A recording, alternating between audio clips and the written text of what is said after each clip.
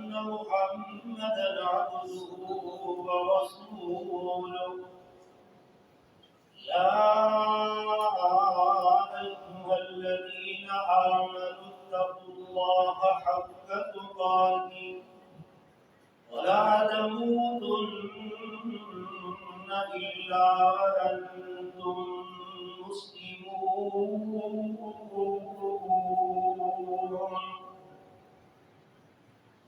يا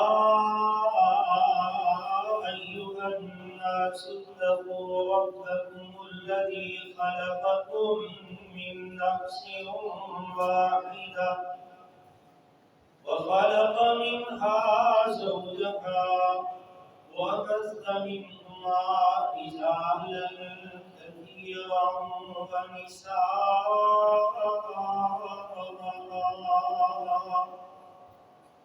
واتقوا الله الذي تساءلون به والأرحام إن الله كان عليكم رقيبا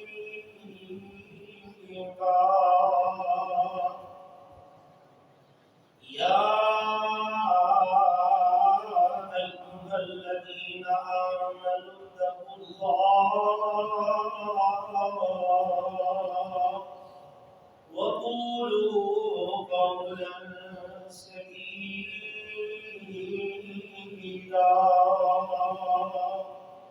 يصلح لكم أعمالكم ويغفر لكم ذنوبكم ومن يطع الله ورسوله فقد فاز فوزا عظيما أما بعد فإن خير الحديث كتاب الله وخير الهدي هدي محمد صلى الله عليه وآله وسلم وشر الأمور محدثاتها وكل محدثة بدعة وكل بدعة ضلالة وكل ضلالة في النار.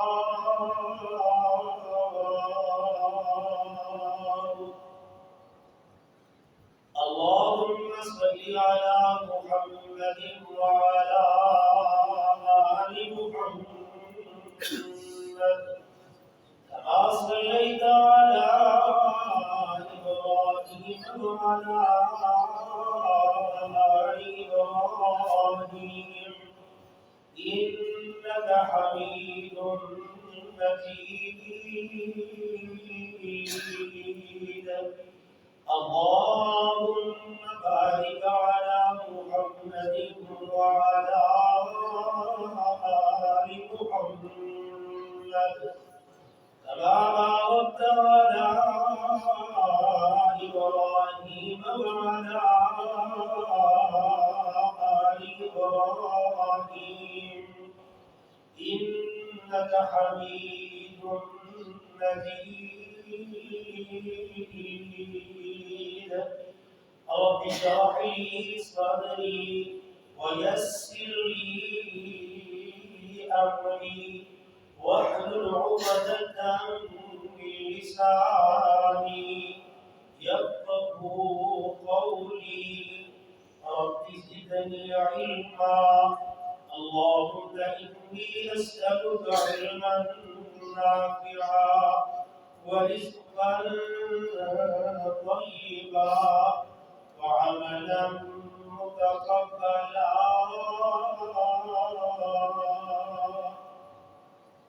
أعوذ بالله السميع العليم من الشيطان الرجيم من همزه ونفخه ونفسه.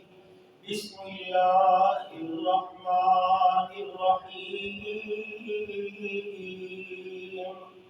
إن الله يأمر بالعدل والإحسان وإيتاء ذي القربى وينهى عن الفحشاء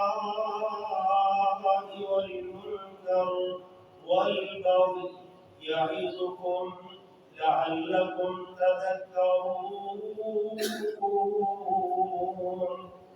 وقال الله تبارك وتعالى في مقام آخر: وأحسنوا إن الله يحب المحسنين.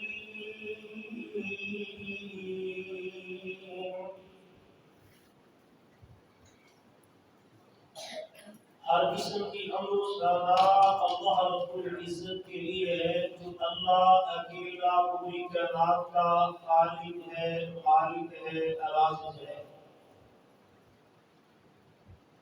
الحمد لا تعداد بحد و حساب کون و سامان ہوں، امام کائنات، ہادی کائنات، رہبر کائنات، محسن کائنات، معلم کائنات، مربی کائنات، رسول کائنات جناب محمد رسول اللہ صلی اللہ علیہ وآلہ وسلم اپنی ذات گرامی پر جنہیں اللہ رب العالمین نے رحمت للعالمین بنا کے مبعوث فرمایا۔ یا رب العالمین امت مسلمہ کے سبھی فوزدگان کی مغفرت فرما۔ اللہ تعالی کی حمد و ثنا اور اس کے پیارے پیغمبر جناب محمد رسول اللہ صلی اللہ علیہ وآلہ وسلم کی ذات اقدس و مطہر پر بے حد و حساب درود و سلام کے بعد، گرامی قدر سامعین اور بہت ہی عزت و احترام کے قابل میری سلامی اور روحانی محترم، جو آیت کریمہ میں نے اللہ کی توفیق سے آپ کے سامنے تلاوت کی ہے، اس آیت میں اللہ نے تین کاموں کا حکم دیا ہے، تین باتوں سے منع کیا ہے۔ جن تین باتوں کی ہدایت کی ہے وہ تین باتیں جو بندہ اپنا لیتا ہے، میرا رب اس کے اندر بہت ساری اعلیٰ قسم کی اچھی عادتیں پیدا فرما دیتے ہیں۔ اور جن باتوں سے منع کیا گیا ہے، جو بندہ ان باتوں سے بچ جائے، رک جائے، باز آ جائے، میرا اللہ بہت ساری بری عادات اخلاق کی برائیوں سے اس کو بچا لیتا ہے، اور گندی عادتوں سے بچنا اس کے لیے آسان ہو جاتا ہے۔ زیوکار بھائیوں، جو شخص بھی اس آیت کو اپنی زندگی کی بنیاد بنا لے، میرا اللہ اس کی زندگی میں قابل رشک تبدیلی پیدا کر دیتا ہے۔ اللہ رب العزت وہ تین عادات ہمارے اندر پیدا فرمائے، اور وہ تین برائیاں جن سے بچنے کا حکم ہے، اللہ ہمیں ان تین بری عادتوں سے بچنے کی توفیق نصیب فرمائے۔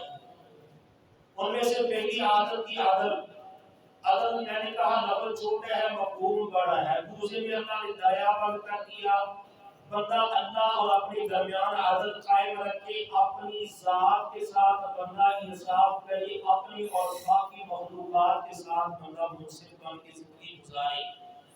یہ عدل کا تقاضا ہے، یہ اللہ کی طرف سے حکم ہے۔ آج لفظ احسان کے بارے میں نے باتیں کرنی ہے۔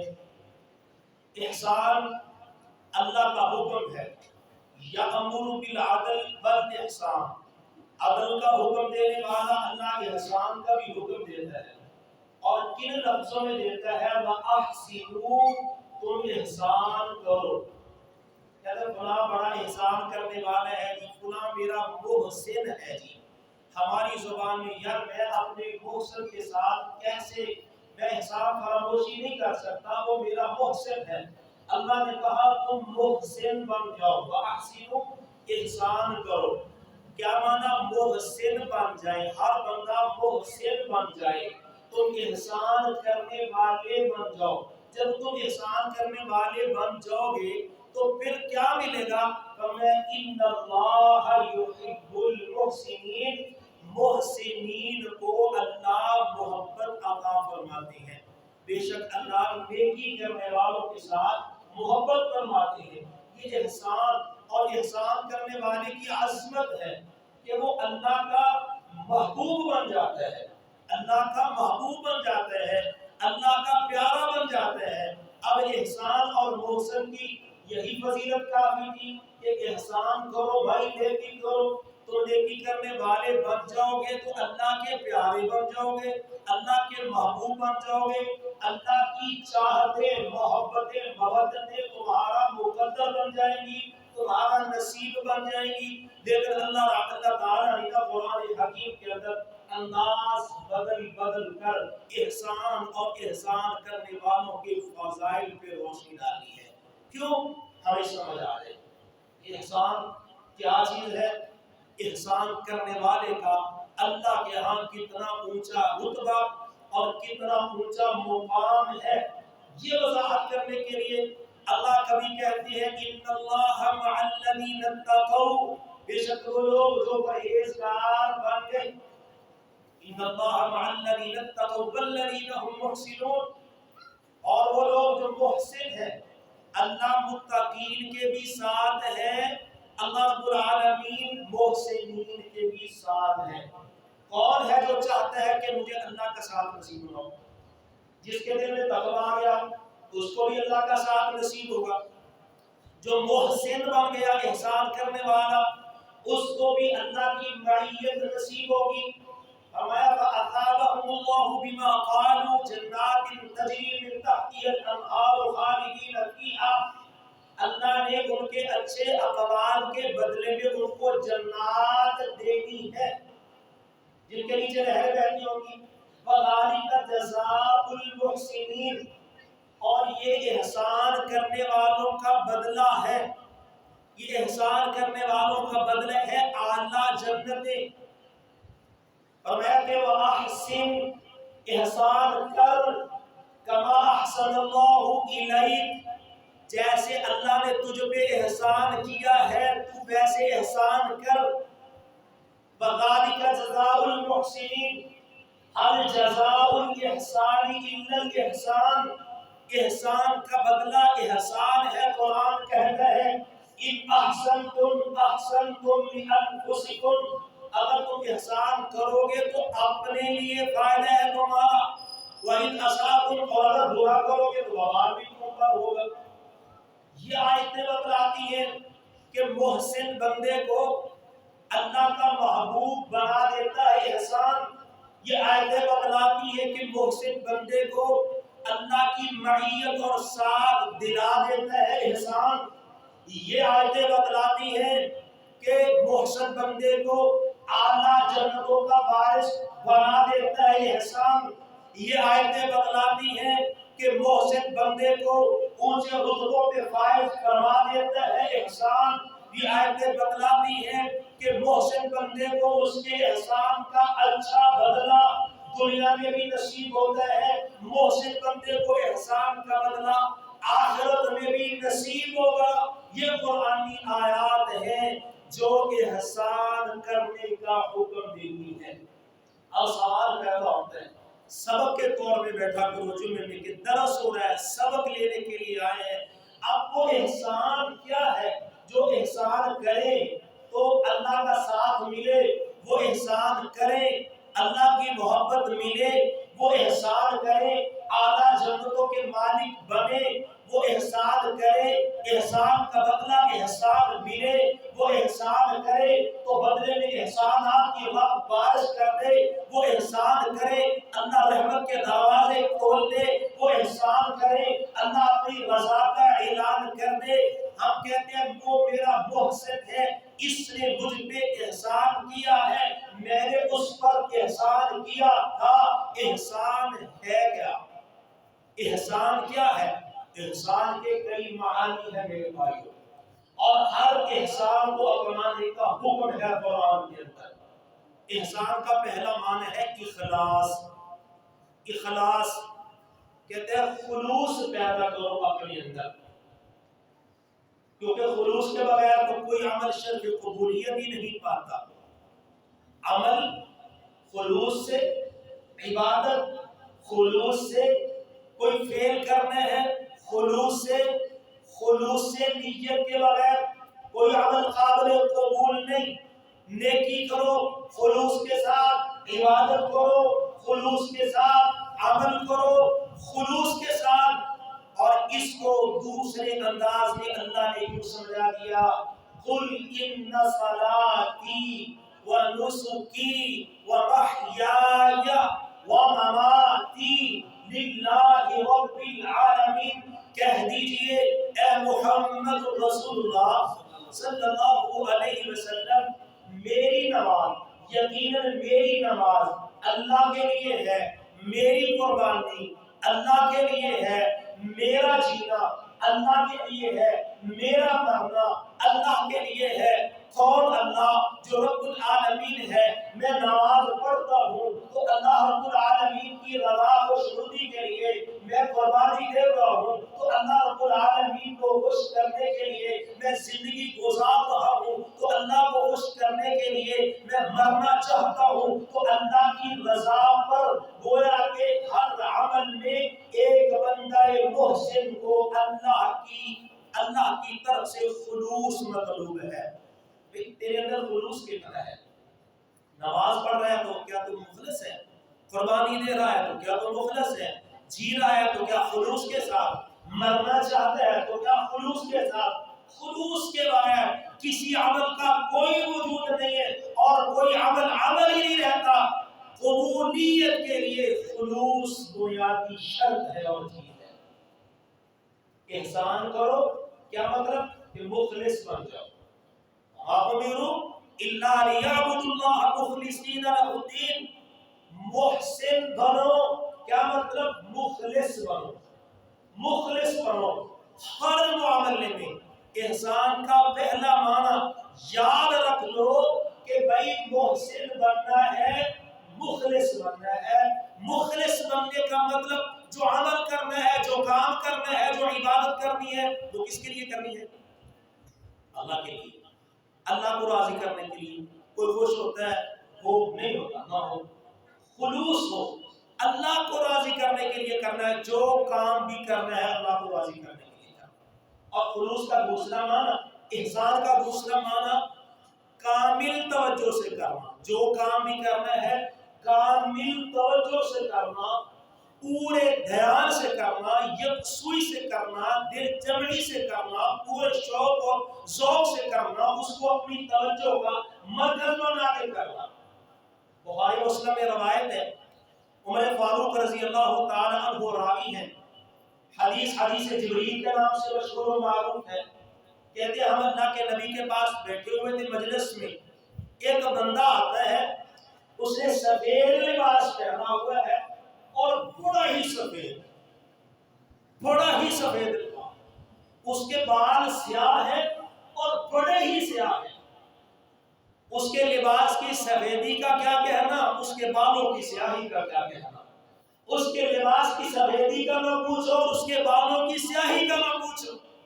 سفید رنگ کا لباس پہنا ہوا ہے، سیاہ رنگ کے اس کے بال ہیں۔ ہم میں سے اس کو کوئی پہچانتا نہیں تھا، پہلی دفعہ آیا تھا۔ یہ اتنی اچھی حالت اور حلیت میں وہ آیا ہے پردیسی اور اجنبی، ظاہر ہے وہ سفر کر کے آیا ہوگا۔ جب وہ ہمارے علاقے کا نہیں ہے، وہ کسی اور علاقے سے آیا ہے نہ اس کے لباس پہ نشان سفر ہے، نہ اس کے بالوں پہ کوئی سفر کا اثر ہے۔ بندہ سفر کرتا ہے، کپڑوں میں بن پڑ جاتے ہیں، استری ٹوٹ جاتی ہے، بال بگڑ جاتے ہیں، گرد و غبار پڑ جاتا ہے۔ اچھی سے اچھی سواری پر بھی سفر کرو، جہاز پر بھی سفر کرو تو مسافر بندے کی طبیعت بدلاتی ہے کہ یہ سفر کر کے آیا ہے۔ لیکن یہ تو ایسے لگ رہا تھا کہ نہ اس کے لباس پر کوئی سفر کے آثار ہے، نہ اس کے بدن اور بالوں میں کوئی کسی قسم کی سفر کی کوئی چیز نظر نہیں آ رہی۔ اب وہ اللہ کے رسول کے پاس آ کے بیٹھ گیا۔ رسول اللہ دو زانو ہو کے بیٹھے ہوئے تھے، اس نے اپنے دونوں گھٹنے رسول اللہ کی گھٹنوں کے ساتھ ملا لی۔ اب بڑی ہتھیلی اور رسول اللہ کے رانگوں پہ رکھ لی۔ بڑے مؤدب طالب علم کی نشانی ہوتی ہے۔ بزرگ اکابرین سمجھتے تھے، کہتے ہیں نا وہ دو زانو ہو کے بیٹھتا تھا اپنے استاد کے آگے، بڑی عاجزی والی حالت ہوتی ہے استاد کے سامنے، تو ایک لائق اور اچھے طالب علم اور شاگرد کی طرح وہ مسافر پردیسی بندہ پیغمبر کے گھٹنوں کے ساتھ گھٹنے ملا کے ہتھیلیاں پیغمبر کے ران مبارک پر رکھ کر بیٹھ گیا. مختلف سوالات کیے. ان میں سے ایک سوال یہ بھی تھا یا رسول اللہ بتلائیے من احسان، احسان کیا ہے؟ احسان کیا ہے؟ احسان کے متعلق سوال کیا تو رسول اکرم صلی اللہ علیہ وآلہ وسلم نے اس کو احسان کی وضاحت کر کے بتلائی. اللہ ہمیں احسان کا حکم دیتے ہیں، عدل اور احسان کا. اس نے احسان کا پوچھا جس پیغمبر پہ وحی آئی، صاحب شریعت پیغمبر، ناطق وحی پیغمبر، لسان نبوت سے احسان کی تعریف کرتے ہوئے صحابہ کی مدیزہ مجلس میں بیان کرتے ہیں ان تعبد اللہ کأنک تراہ فإن لم تكن تراه فإنه يراك. بھائی سائل، احسان یہ ہے کہ تو اللہ کی عبادت اس طرح کر کہ تو اللہ کو دیکھ رہا ہے. ان تعبد اللہ کأنک تراہ، اللہ کی عبادت کر کہ تو اللہ کو دیکھ رہا ہے. کسی افسر کے سامنے کھڑے ہوں تو بڑا ادب ہوتا ہے، استاد کے سامنے کھڑے ہوں تو بڑا ادب ہوتا ہے، مالک کے سامنے کھڑے ہوں تو بڑا ادب ہوتا ہے، کسی بڑے وڈیرے کے سامنے کھڑے ہوں تو بڑا ادب ہوتا ہے. اللہ کے سامنے کھڑا ہونا عبادت کے لیے کیسے؟ ان تعبد اللہ کأنک تراہ، ایسے عزت و انکسار کا بہتر بن کے کہ تو اللہ کو دیکھ رہا ہے، تو اللہ کو دیکھ رہا ہے. اب ایک بندہ اللہ کو دیکھتے ہوئے جو رکوع کرے گا، اللہ کو دیکھتے ہوئے جو قیام کرے گا، اللہ کو دیکھتے ہوئے جو سجدہ کرے گا، اللہ کو دیکھتے ہوئے جو بندگی کرے گا، اس میں کتنا خشوع و خضوع ہوگا اس کا آپ تصور کریں. میں اس کا جلال، اس کی عظمت، اس کی محبت اور اس کی حیبت سے اپنے دل کو بھر کر نگاہیں جھکائی ہو، گردن خم ہو، آئین کے ساری کا بہتر مجسمہ بن کے کھڑا ہو جا، اللہ کی عبادت کر جیسے تو اس کو دیکھ رہا ہے. فَإِن لَمْ تَكُنْ تَرَاهُ، اگر تو اس کو نہیں دیکھ رہا تو یہ تو یقین کامل کر لینا فَإِنَّهُ يَرَاكَ، وہ تجھے دیکھ رہا ہے، وہ تجھے دیکھ رہا ہے. کیا ہماری عبادتوں میں یہ احسان موجود ہے؟ ہم نماز میں کھڑے ہوتے ہیں، دکان کا حساب کتاب، ہم رکوع میں جاتے ہیں تو قرض لینے دینے کا حساب کتاب، سجدہ جاتے ہیں تو گھر کے معاملات کی سوچ فکر. ہماری نمازوں میں، عبادتوں میں یہ احسان نہیں ہے. خلوص احسان کا ایک معنی، کامل توجہ سے عبادت کرنا یہ دوسرا معنی. اور میں اس کی وضاحت کر دوں کہ صرف یہی مطلب نہیں ہے کہ کامل توجہ سے تم نے عبادت کرنی ہے، بلکہ جو کام بھی کرنا ہے پوری توجہ اور دھیان سے کرنا ہے. روزہ کامل توجہ سے، عمرہ کامل توجہ سے، صدقہ و خیرات کامل توجہ سے، قرآن کی تلاوت پوری توجہ سے، ذکر الہی پوری توجہ سے، کامل توجہ سے کرنی ہے عبادتیں. معاملات اپنے اخلاق ہو تو پوری توجہ ہو کہ یار عمدہ ہے، گھٹیا تو نہیں ہے. اعمال ہو اعلیٰ ہے، ادنا تو نہیں ہے. عقائد و نظریات ہو توجہ تو اعلیٰ ہے، گھٹیا ہے، پختہ ہے، کمزور ہے. ہر معاملے میں کامل توجہ ہونی چاہیے. یہ حدیث جبریل ہے صحیح بخاری اور مسلم کے اندر.